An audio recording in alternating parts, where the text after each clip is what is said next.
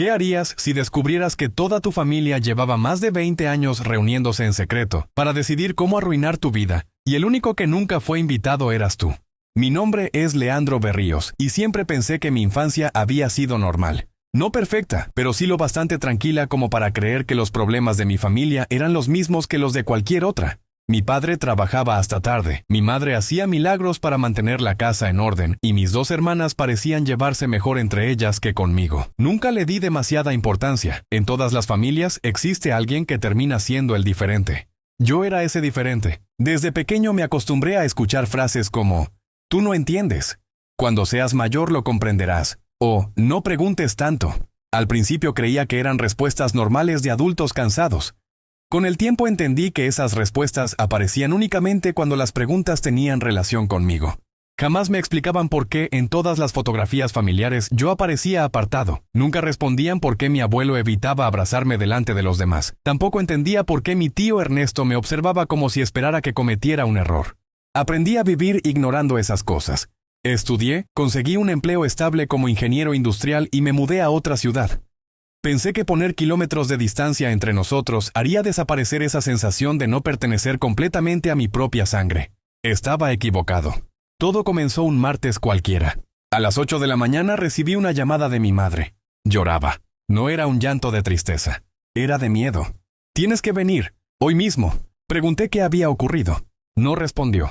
Solo repitió: «Antes de que ellos lleguen». Ellos. Esa palabra quedó resonando en mi cabeza durante todo el viaje. ¿Quiénes eran ellos? Mi madre nunca hablaba de esa forma. Conduje casi 5 horas hasta la casa donde crecí. Al llegar encontré algo extraño. No había un solo automóvil. Las cortinas estaban cerradas. La puerta principal estaba abierta apenas unos centímetros. Entré llamándola. Nadie respondió. El silencio pesaba demasiado. Recorrí la sala, la cocina, el patio. Nada. Hasta que escuché un golpe proveniente del sótano. Nunca me había gustado ese lugar. Mi padre mantenía siempre la puerta cerrada con llave. Decía que guardaba herramientas peligrosas. Aquella vez estaba abierta. Bajé lentamente. Cada escalón crujía bajo mis pies. El aire olía a humedad y papel viejo. Al llegar al último escalón vi una habitación completamente distinta a como la recordaba. No había herramientas. Había archivadores, cajas, fotografías, carpetas perfectamente organizadas. Y, en el centro de la habitación, una mesa enorme con una silla. Solo una. Encima de la mesa descansaba una carpeta azul. Sobre ella estaba escrito mi nombre: Leandro Berríos. Sentí un escalofrío. Abrí la carpeta. La primera hoja decía: seguimiento del sujeto desde su nacimiento. Creí que era una broma, hasta que pasé la página. Había fotografías mías desde que era un bebé.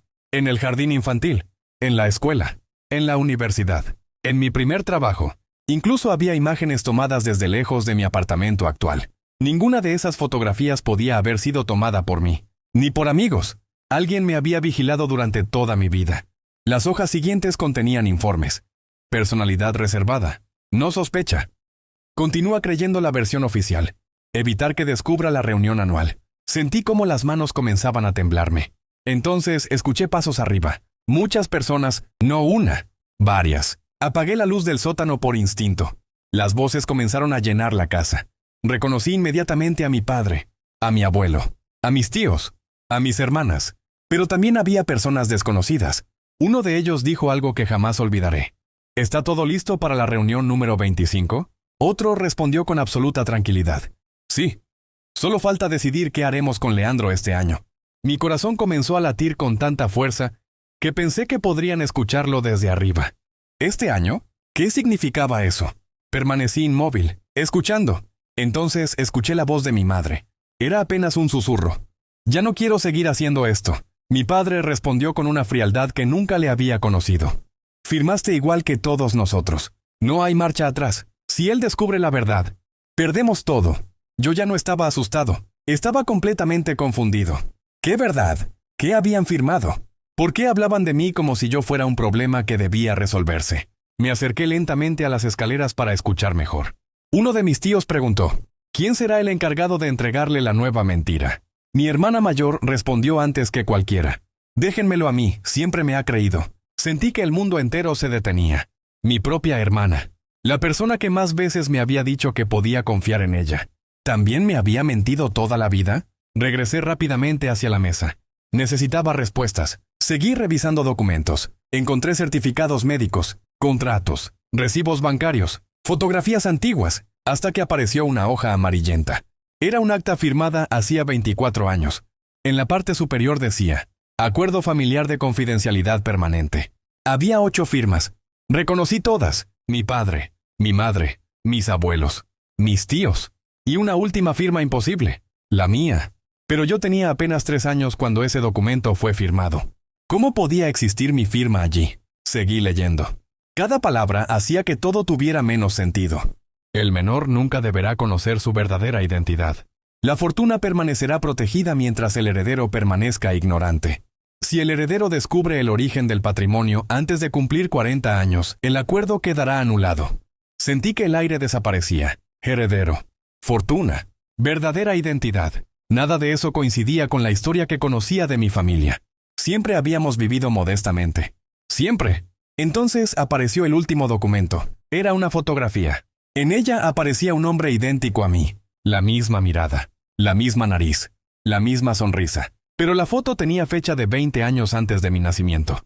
En la parte trasera alguien había escrito con tinta negra. Cuando Leandro descubra quién fue realmente este hombre, entenderá por qué todos tuvimos que mentirle. Permanecí inmóvil con la fotografía entre las manos. Durante varios minutos fui incapaz de pensar con claridad. El parecido entre aquel hombre y yo era demasiado exacto para ser una simple coincidencia. Era como mirarme en un espejo que había viajado 20 años al pasado. Los pasos seguían escuchándose sobre mi cabeza. La reunión había comenzado.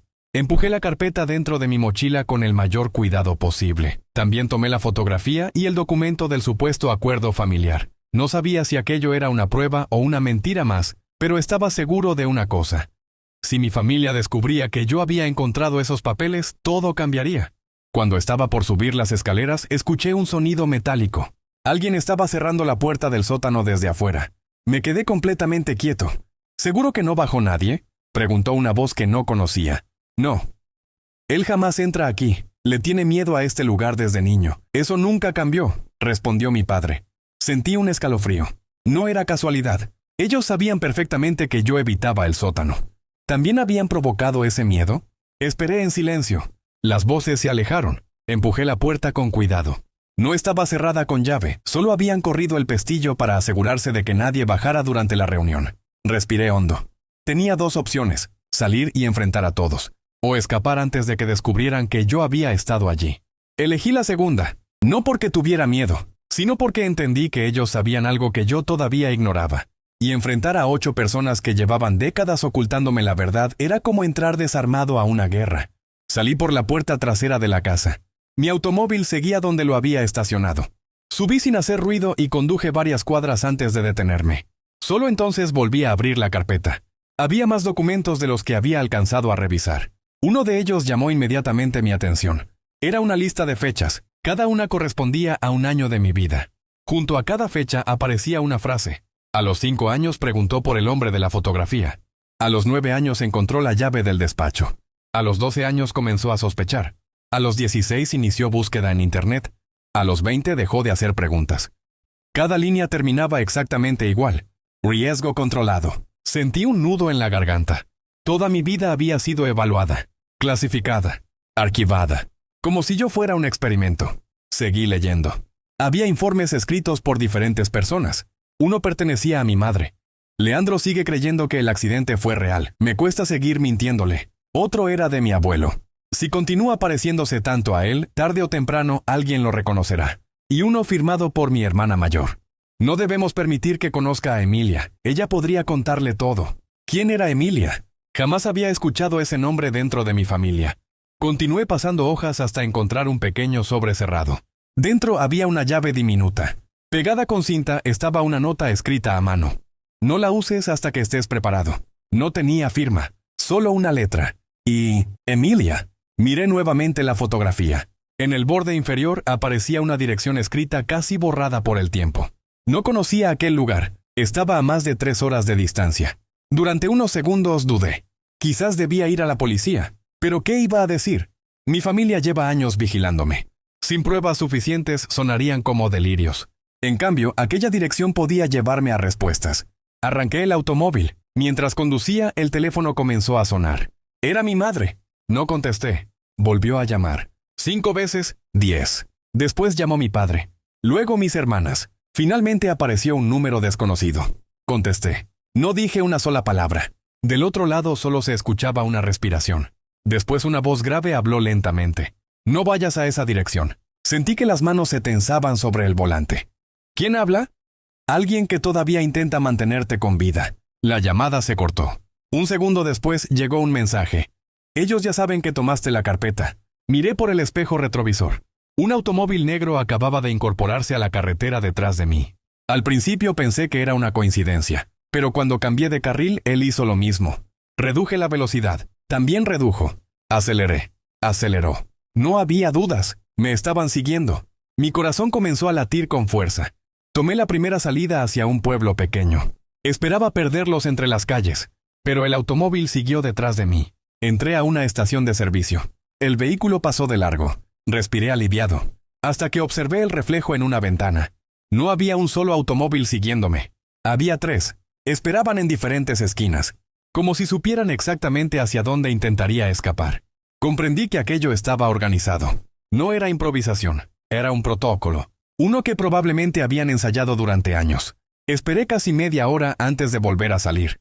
Los 3 vehículos desaparecieron. Pensé que los había perdido. Continué el viaje hasta llegar a la dirección de la fotografía. Era una casa antigua, aislada entre árboles enormes. Parecía abandonada desde hacía décadas. Las ventanas estaban cubiertas de polvo. La pintura se caía de las paredes. Bajé del automóvil con la pequeña llave en el bolsillo. La puerta principal tenía un candado oxidado. Introduje la llave. Encajó perfectamente. El candado se abrió.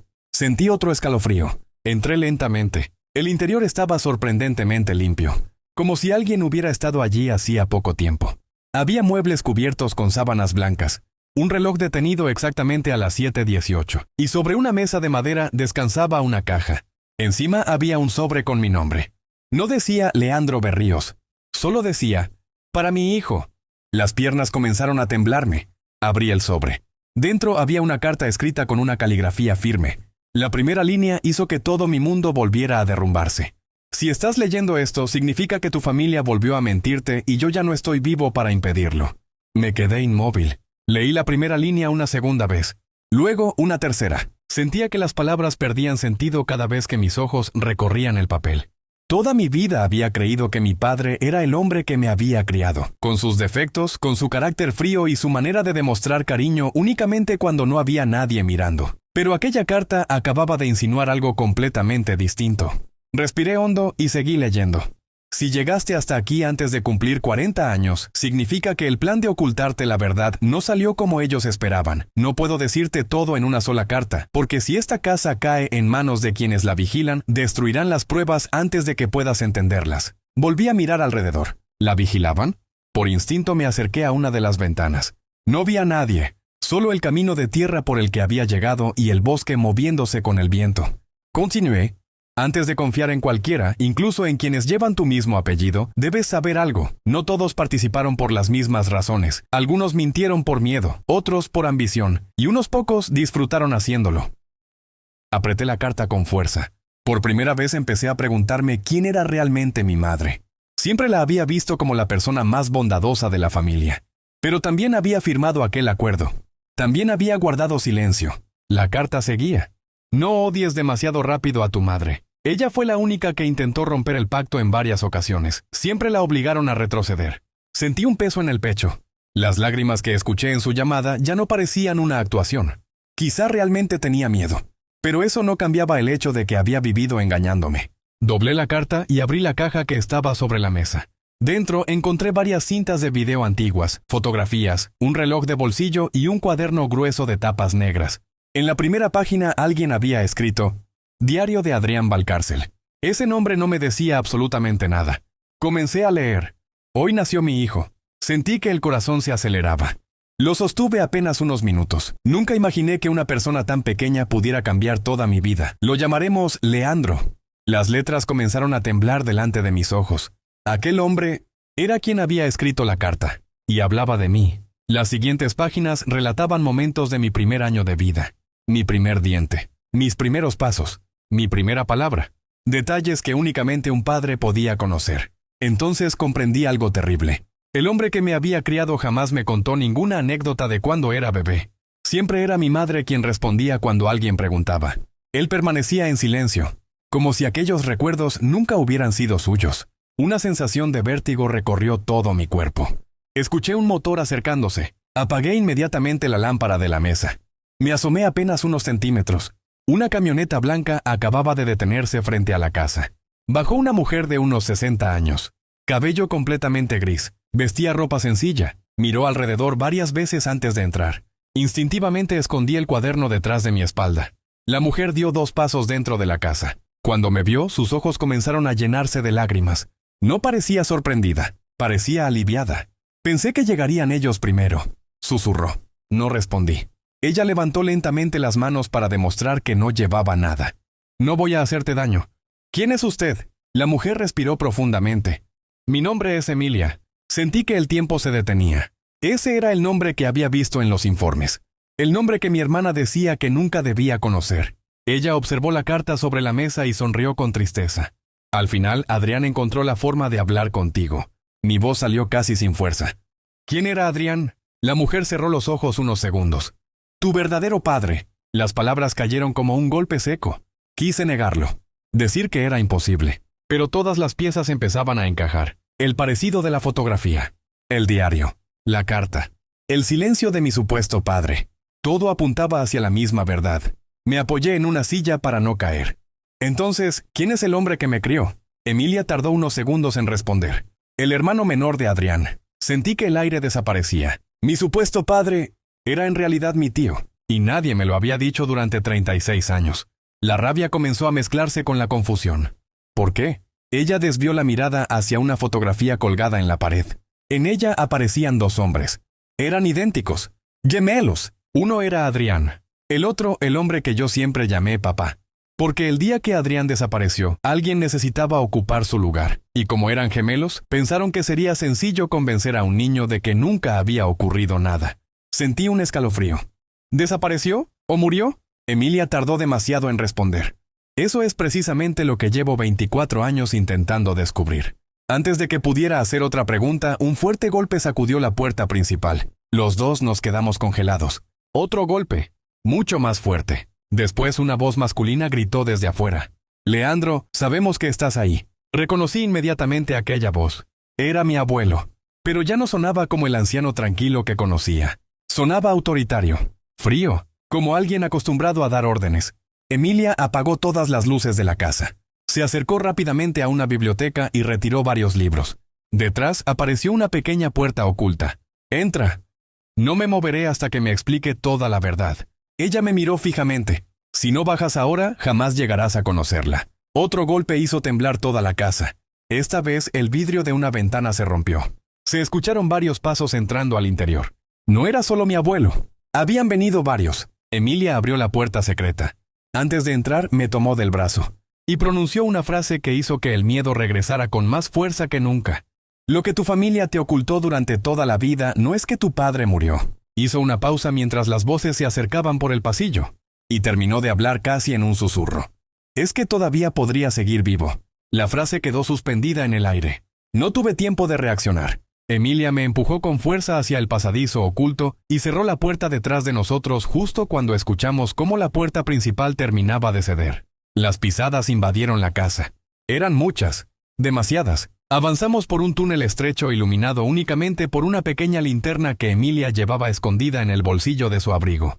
El lugar olía a tierra húmeda. Las paredes eran de piedra. Era evidente que aquel pasadizo llevaba muchos años allí.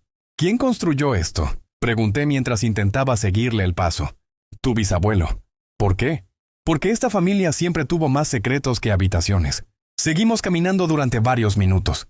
Detrás de nosotros comenzaron a escucharse golpes. Habían encontrado la puerta oculta. Emilia aceleró el paso. No pueden alcanzarnos si llegamos antes al otro extremo. ¿Quiénes? Ella me miró de reojo. Los que todavía creen que el apellido vale más que la verdad. Llegamos a una escalera de hierro. Subimos. Al empujar la trampilla, aparecimos dentro de un viejo granero completamente abandonado. La casa había quedado varios cientos de metros atrás. Desde allí podíamos ver luces moviéndose entre los árboles.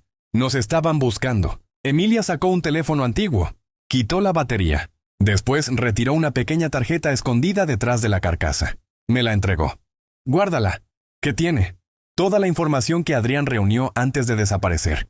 La observé unos segundos. Era increíble pensar que una tarjeta tan pequeña pudiera contener respuestas que mi familia llevaba décadas ocultándome.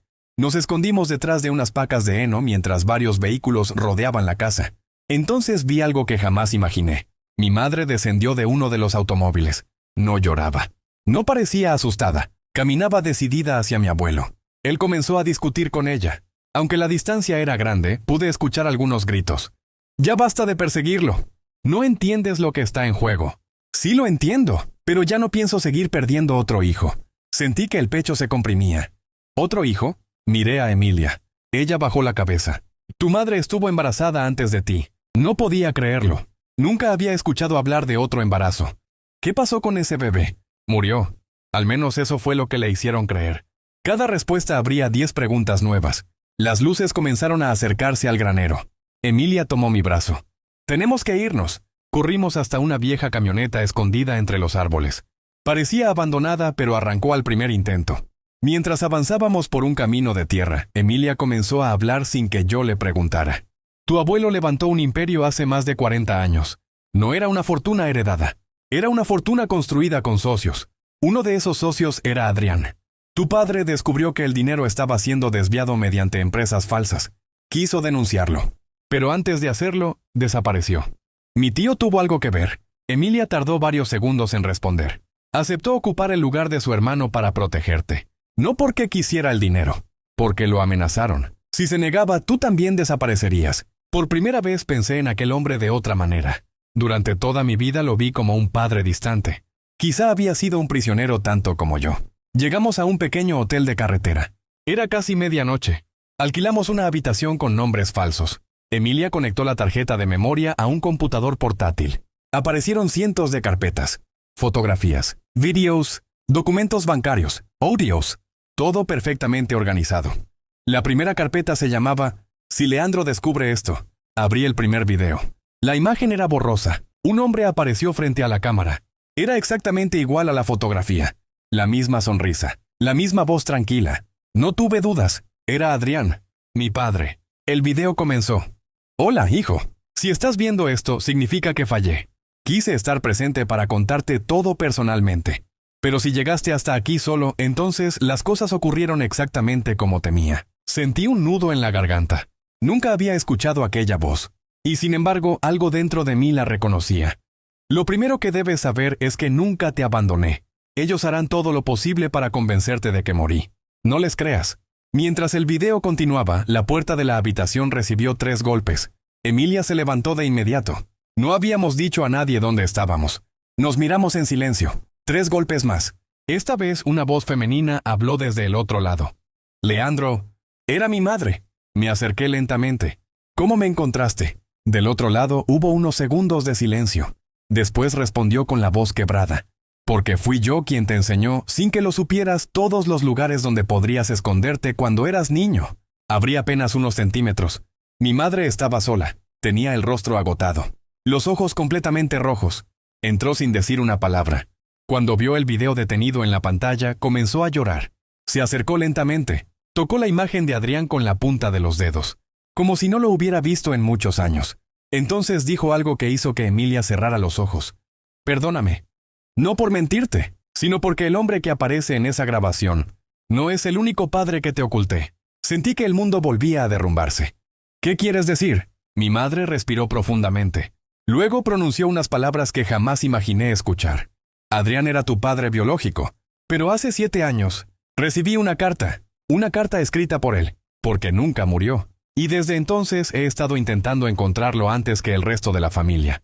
En ese mismo instante, el computador emitió un sonido.